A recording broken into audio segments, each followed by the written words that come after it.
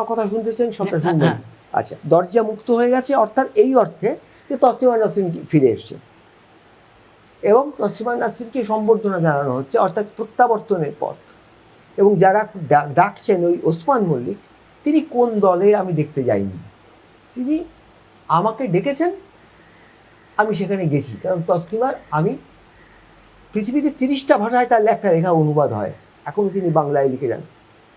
আচ্ছা, তিনি ডাকলে এবং তিনি ব্যক্তিগত আমি সেখানে গেছি। মঞ্চে দেখি এই সময়কার অর্থাৎ কেন্দ্রীয় সরকারের এবং পশ্চিমবঙ্গ সরকারের দুটোই অধীনে যে বড় বড় সংস্থাগুলি আছে, সেই সংস্থার প্রত্যক্ষভাবে যুক্ত না থেকেও আড়ালে থেকে যে থ্রেড কালচার চলছিল, তার যে প্রধান সহপরিচালক, তিনি মঞ্চে বসে তিনি কবিতা লেখেন, গল্প লেখেন, উপন্যাস লেখেন। সেইখানে দাঁড়িয়ে তিনি সেই অনুষ্ঠানটি পরিচালনার ক্ষেত্রে, মানে অনুষ্ঠানের ক্ষেত্রে তিনি বড় বক্তব্য রাখে, খুব সক্রিয় ভূমিকা নিয়েছেন তিনি। নতুন সরকারের প্রতি এই বৃদ্ধ কবির একটাই সাবধানতা থাকবে, সাবধানবাণী থাকবে যে can spring be far behind, if winter comes can spring be far behind. বদলা নয় বদল চাই, এই কথাটার মধ্যে যে একটা দরজা খুলে দেওয়ার জায়গা ছিল, তার মধ্যে দিয়ে যে সুযোগ সন্ধানীরা ঢুকেছেন তাদের প্রতি সরকার সতর্ক ছিলেন না। তার জন্যে তারা থ্রেড কালচার চালাতে পেরেছেন চিকিৎসা ক্ষেত্রে, চলচ্চিত্রের ক্ষেত্রে, এমনকি সাহিত্য ক্ষেত্রে। আমার 70 বছর বয়সে 50 বছর লেখার পর আমি চুপচাপ অবসর নিয়ে নিই। 3 বছর হয়ে গেছে আমার অবসর নেওয়ার। সঙ্গে সঙ্গে আমি কিছু বলছি তা নয়, আমার উপর কোনো আক্রমণ এসেছে বলছি আমি তাও বলছি না। আমি তরুণদের উপর আক্রমণ এসছে এটা দেখেছি, নিজে দেখেছি, কোনো প্রতিবাদ করতে পারিনি। আমার বিরুদ্ধে মানে তাদের দিয়ে তাদের মনের কথা হোক না হোক এমন কথা লেখানো হয়েছে যে তারা লিখবে, এগুলো ঘটেছে। তারা এসে কান্নাকাটি করেছে আমার কাছে। আমি বলি, আমি ভাই আপনাদের বাঁচাতে পারবো না, আমার কোনো ক্ষমতা নেই আপনাদের বাঁচাতে। আমার দাঁড়ান বলতে দিন। এইবার নতুন সরকারের কাছে আমার এই সতর্ক বার্তা থাকবে, তারা আমার কথা মানতেও পারেন, ফেলেও দিতে পারেন, তাতে আমার, কিন্তু আমার এটা বলে দেওয়া কর্তব্য। আমি তো সরে এসছি, আমি তো আজ ছাপাতেও চাই না, কোনো পুরস্কারও চাই না, কিছুই চাই না। আমি লিখে বলে দিয়েছি 3 বছর আগে। সেটা হচ্ছে যারা ওইখানে থ্রেড কালচার চালাচ্ছিলেন তাদের প্রধান সহপরিচালককে এই মঞ্চে অত্যন্ত সক্রিয় ভূমিকায় দেখা যাচ্ছে। এরা যদি এখন থেকে সাবধান না হন তাহলে কিন্তু ধীরে ধীরে ধীরে ধীরে সমস্ত ক্ষেত্রেই এই যারা থ্রেড কালচার অন্য জায়গায় চালিয়েছে তারা এইখানে ঢুকবে। থ্রেড কালচার পশ্চিমবঙ্গের সাহিত্য ক্ষেত্রে চলছিল, সেটা কেন্দ্রীয় সরকারের নিয়ন্ত্রিত সাহিত্য একাডেমির ক্ষেত্রেও চলেছে, সেটা পশ্চিমবঙ্গ সরকার নিয়ন্ত্রিত কবিতা একাডেমির ক্ষেত্রেও চলেছে থ্রেড কালচার। আচ্ছা, এবং তার কোনো তদন্ত হয়নি।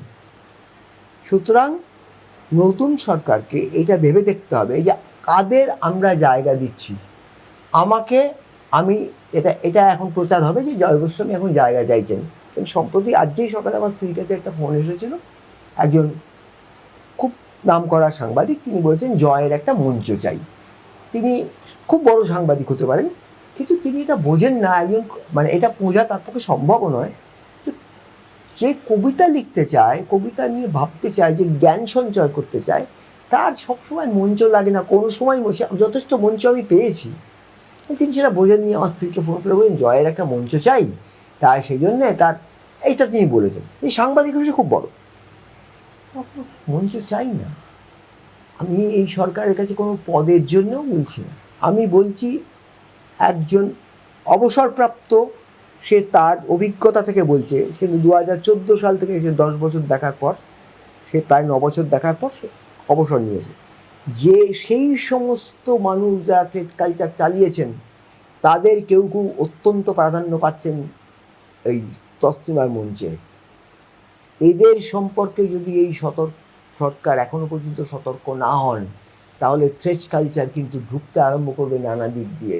এরা তার খবর পাবেন না। হ্যাঁ, একদম আপনি নতুন তথ্য বললেন, অন্তত আমার কাছে নতুন। নিশ্চয়ই রাজ্যের যারা মানে যারা সাহিত্যপ্রেমী নিশ্চয়ই তাদের কাছে ইনফরমেশন আপনি ছিল। কেন্দ্রীয় সরকারের প্রসঙ্গটা বাদ দেবেন না, কারণ হ্যাঁ, অবশ্যই। এটা 2024-এ ঘটেছিল। হ্যাঁ, কেন্দ্রীয় সরকারের সাহিত্য এবং যিনি ইন্টারভিউ দিয়েছিলেন তার ইন্টারভিউ বোর্ডে একজনও বাঙালি ছিলেন না, আচ্ছা। তাই জন্য তিনি চাকরিটা পেয়ে যান, কারণ তার যোগ্যতা ছিল।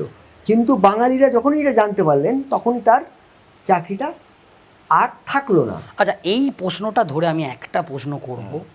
আপনি কি একটু প্রতিবাদ করার চেষ্টা করেছিলেন কোনোভাবে? মানে এই যে থ্রেড কালচারটা চলছিল, এটা কোনোভাবে সরব হওয়ার? আমার কাজ, হ্যাঁ, আমি শিল্পের সূক্ষ্মতার দিকে চলে যেতে চাইছি। আচ্ছা। সম্পূর্ণ আচ্ছা। আমার বই যদি পড়েন হুম। দেখবেন আমি কি লিখেছি। আমি কতগুলো বই, নিজের বইয়ের নাম নিজে করতে হচ্ছে, এর থেকে লজ্জার কথা আর কিছু হয় না। দগ্ধ, নিজের বিরুদ্ধে, গরাদ গরাদ, সপাং সপাং, এগুলো আমার কবিতার বই। এই কবিতার বইগুলো যদি পড়েন, যারা পড়েছেন তারা জানেন এর মধ্যে আমি কি বলেছি। আচ্ছা, এবং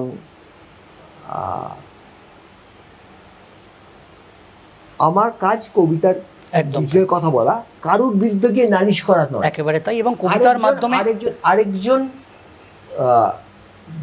সাহিত্যিক বা কবি, তার সম্পর্কে ক্ষমতাবান আরেকজন মানে আমি বলছি কোনো মন্ত্রীর কাছে গিয়ে বলা যে ইনি এই অন্যায়টা করছেন, এটা আমার ধর্ম হতে পারে না। কারণ এই ধর্মটা তারা পালন করে আসছেন, তারা যে কাজটা করছেন সেটা আমি করতে পারি না।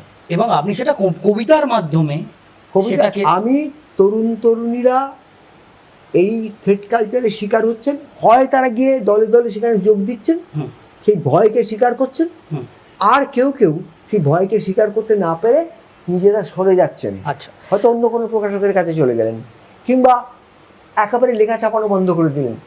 এরকমও ঘটেছে আমার সামনে। তারা সবাই আমার থেকে অন্তত 30-35 বছরের ছোট, তাদের উপর এই জিনিস ঘটেছে। আচ্ছা, এবার একটা অন্য প্রশ্নে আমি আসব। সেটা হচ্ছে এই যে আমি সাহিত্য সম্পর্কে হ্যাঁ হ্যাঁ হ্যাঁ একদম, এই যে 15 বছরের তৃণমূল কংগ্রেসের সরকার এবং 34 বছরের বাম সরকার যেটা আমাদের রাজ্যে হয়েছে, এই দুটো সরকারের না অবশ্যই কেন্দ্রীয় সরকার। হ্যাঁ, আমি বলছিলাম যে এই যে আপনি কি মনে করেন তসলিমাকে অনেক আগেই এই রাজ্যে ফেরানোর মতো? তসলিমাকে এই রাজ্য থেকে সরিয়ে দেওয়ার, হ্যাঁ, আমি বুঝি তসলিমা নাসরিন যে আত্মজীবনীগুলো লিখেছেন, তিনি যে নির্বাসিত নারীর কবিতা বলে যে কবিতার বই লিখেছেন, বা তিনি যে তার ফরাসি প্রেমিক, লজ্জা, ফেরা বলে যে সমস্ত উপন্যাস লিখেছেন,